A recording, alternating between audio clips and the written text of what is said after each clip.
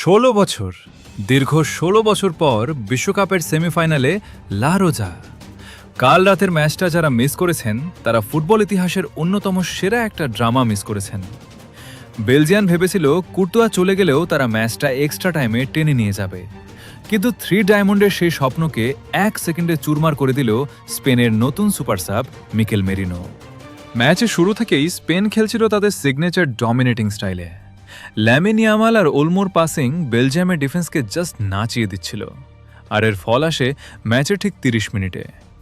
ওলমোর একটা bullet shot Courtois আটকে দিলেও রিবাউন্ডে চিল মোড়ে বল জালে জড়িয়ে দেন ফ্যাবিয়ান রুইজ। ১-০। গ্যালারিতে তখন স্প্যানিশ আর্টের জয় জয়কার।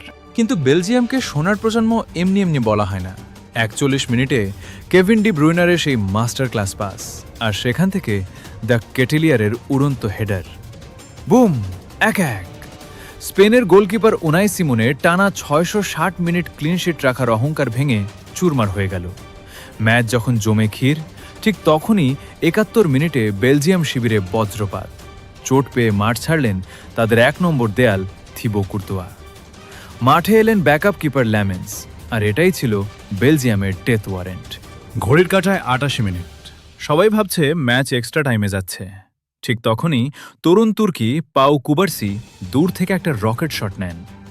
বেলজিয়ামের আনকোরা কিপার ল্যামেন্স বলটা গ্রিপ করতে গিয়েও ফসকে ফেললেন, আর ঠিক সেই ভগ্নাংশের সেকেন্ডে বক্সের ভেতর হাজির স্পেনের বাজ পাখি মিকেল মেরিনো। মাঠে নামার মাত্র ২ মিনিটের মাথায় নিজের সেকেন্ড ক্যান টাচেই বল সোজা জালের ভেতর। ২-১। জাস্ট আনবিলিভেবল দৃশ্য। পর্তুগালের পর এবার বেলজিয়াম। মেরিনো একাই সব শেষ করে দিলেন। এই জয়ের সাথে সাথে স্পেনের টানা ৩৭ ম্যাচ অপরাজিত থাকার রেকর্ডও টিকে রইল। কিন্তু আসল যুদ্ধ তো ভাই এবার সেমিফাইনালের সামনে দাঁড়িয়ে কিলিয়ান এমবাপের ফ্রান্স। কি মনে হয়, মেরিনো ম্যাজিকে স্পেন ফাইনালে যাবে, নাকি এমবাপে একাই গুড়িয়ে দেবে স্পেনের ডিফেন্স? আপনার প্রেডিকশন কমেন্টে জানান, আর ফুটবলের এরকম রিলস আর ভিডিওর জন্য পেজটা এখনই ফলো আর চ্যানেলটা সাবস্ক্রাইব করে রাখুন।